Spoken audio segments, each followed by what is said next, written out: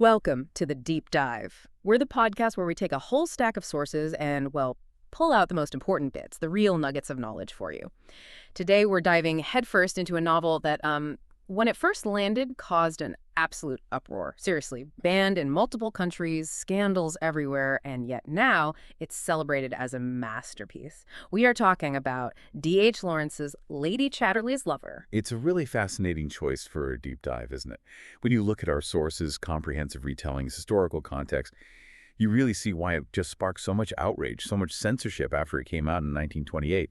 And the reason wasn't just the explicit content, though, let's be honest, that was a big part of it. It was more how it dared to challenge these really rigid social structures, the class barriers, and, the whole idea of love and intimacy in a modern world that was just reeling from war and huge industrial change. Exactly. So think of this deep dive as like a guided narrative. It's an accessible way to explore the essence of the story, the emotional journey of Connie Chatterley and the other characters, and the themes, right? The themes that made it both banned and celebrated. We're going to unpack why this book, written almost a century ago, still sparks conversation and what it tells us about society back then, and maybe even now. Our mission, really, is to understand Connie's struggles. Love, loneliness, desire, and this forbidden affair that challenged her identity and, well, everything society expected of her. Let's get into it. Let's do it. It's quite a world we're stepping into. Okay, so our retelling starts in post-World War I England. This is a nation scarred by conflict. Lives, families, whole communities were just permanently changed. And it's in this climate that we meet Constance Connie, a woman from a cultured, sort of intellectual background. Right. And she marries Sir Clifford Chatterley. Right, and Clifford, he comes from aristocratic wealth, owns this big estate, Ragby Hall. So different worlds colliding in a way, even before the main conflict starts. But here's where it gets really interesting and where the story truly begins to unfold.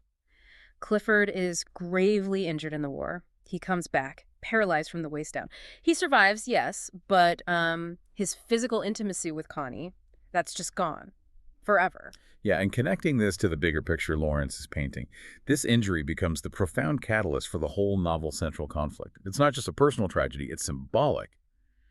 Clifford, unable to fulfill Connie's physical or, frankly, her emotional needs, throws himself into these intellectual pursuits. He becomes increasingly cold, obsessed with writing, discussing lofty ideas, while Connie feels her spirit just sort of slowly fading. And the estate itself, Ragby Hall, it almost becomes a character too, doesn't it? It really symbolizes the world. Clifford represents rigid, mechanical, almost lifeless. It's this world of inherited privilege, industrial wealth from the mines nearby, and intellectual pride, but it's completely devoid of the warmth, the sensuality, the natural connection Connie desperately longs for. That's a great point. What's fascinating here is how Lawrence uses that setting to mirror the characters and the societal values he's critiquing. The sterility of Ragby isn't just some backdrop. It's really an extension of Clifford's own emotional state and the industrial society he represents. Cold, hard, efficient, but lacking soul. Okay, let's unpack this a bit further then. For Connie, marriage starts to feel like a cage. A gilded one, maybe, but still a cage. She's young, she's full of vitality, yet she finds herself trapped.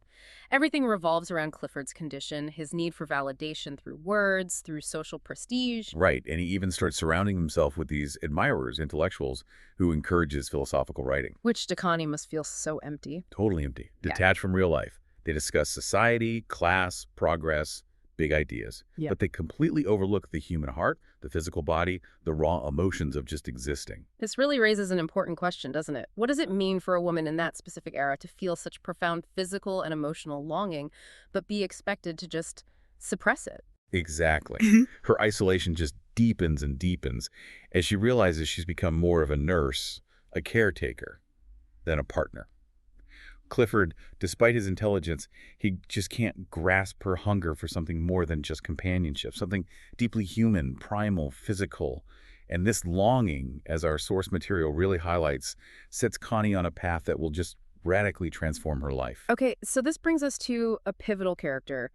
Oliver Mellors. He's the gamekeeper on Clifford's estate. Mellors is from a working-class background, but he has this kind of intriguing history. He actually served as an officer in the army for a time, speaks quite refined English when he wants to. He's seen both sides. Yeah, he's experienced both the upper and lower classes.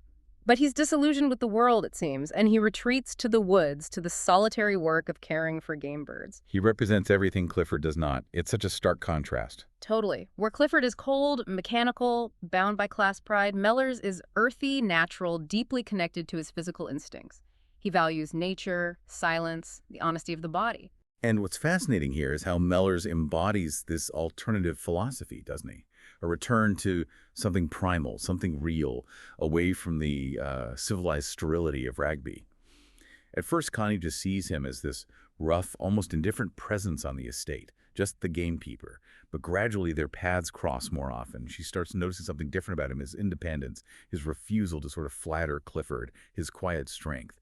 And it's in the natural world of the woods, far away from the suffocating walls of Ragby Hall, that Connie and Mellors' connection really begins to unfold. You can feel the shift happening. Connie's first encounters with Mellors are, well, tentative, marked by curiosity, maybe a sense of trespassing into another world entirely. But soon, the sheer loneliness and emptiness of her life just push her towards him. And what starts as this cautious attraction develops into a really passionate affair. Right. And here's where it gets really interesting, as you said before. Their relationship isn't merely about physical pleasure, though that's obviously central to Lawrence's point. It's about rediscovering life itself. Connie, who's been starved of intimacy, feels her body awaken. It's a physical and spiritual awakening. And Mellors, who's been hardened by betrayal in his own failed marriage, finds in Connie a tenderness he thought he'd lost. So if we connect this to the bigger picture, Lawrence is using their intimacy to symbolize a much larger rebellion. Absolutely. It's a protest against a society that values intellect, wealth, industry above human passion, above that natural bond between people. Connie and Mellors' union becomes this statement that true fulfillment lies in reconnecting with both nature and authentic human desire. It's radical. Of course, something like this, it can't stay hidden forever, can it? Clifford starts to sense Connie's growing distance. His solution, though, is not about her happiness. It's practical, cold.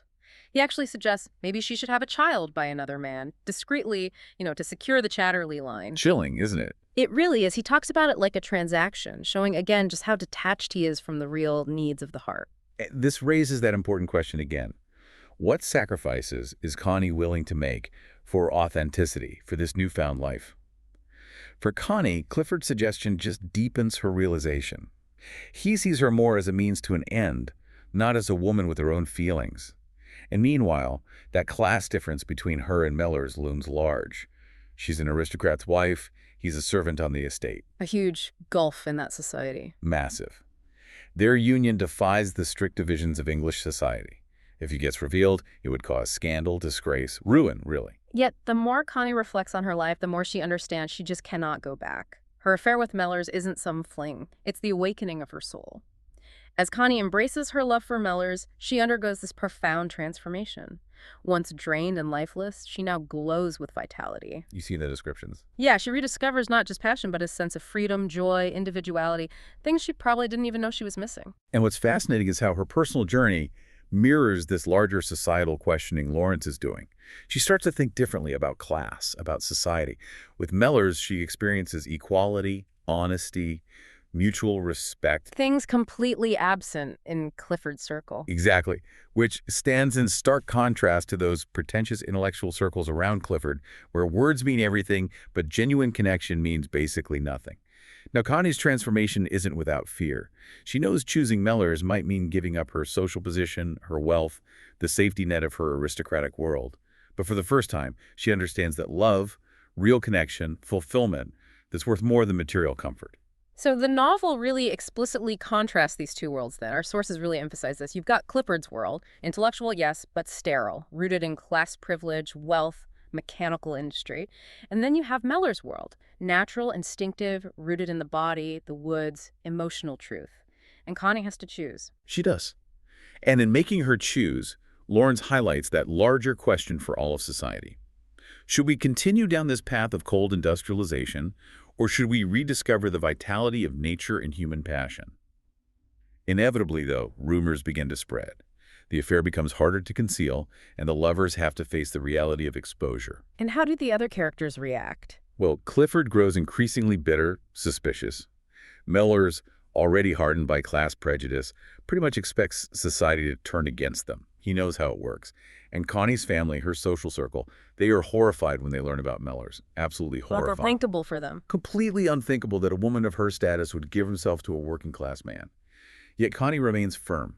She's found something real, something that matters more than reputation. So what does this all mean by the end? How does Lawrence resolve this? Or does he? By the close of the novel, Connie and Mellors are separated physically, right? But their bond remains unbroken. That's right. Mellors is dismissed from his position, lives away from the estate. Connie is caught between her old world and her new self, waiting for the moment they can be reunited. So the novel doesn't end with a perfect resolution, a neat little bow. It ends with a sense of hope, maybe? A sense of hope, definitely, but also longing, uncertainty, and quiet defiance. Mellors writes to Connie, expressing his belief in their love, his hope that they will eventually be together openly.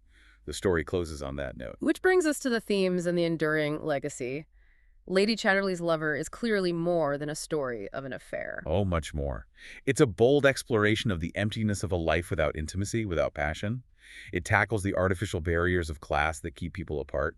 It dramatizes the conflict between industrial progress and the natural world, and it celebrates the courage it takes to follow your desires, even against society's strictest rules. And its reception really reflects that controversial nature. Absolutely. When first published, banned in several countries, considered obscene for its frank treatment of sexuality, the language.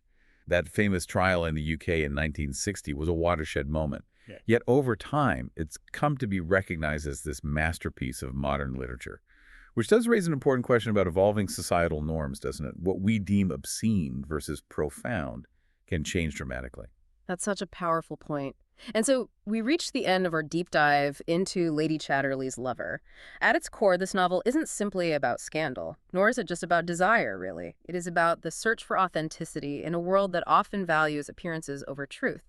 It asks us, to consider what makes life truly worth living. Is it wealth, reputation, intellectual pride, or is it the messy, vulnerable, passionate connections we share as human beings? If we connect that to the bigger picture, Lawrence genuinely believed that love, intimacy, the bond between people of these things were sacred, more powerful than any social rule or cultural barrier. And that is the message, I think, that continues to resonate so strongly with readers today. It certainly does. Thank you for joining us on this journey into one of literature's most daring works. We hope you found some surprising facts and moments of insight along the way. Until next time, may you continue to seek the stories, the connections, and the passions that bring life its true meaning. And on that note, here's maybe a thought for you to mull over. What societal rules or perhaps unspoken expectations in your own life might be holding you back, even subtly, from a deeper, more authentic connection, whether that's with yourself, with others, or maybe even with the natural world around you?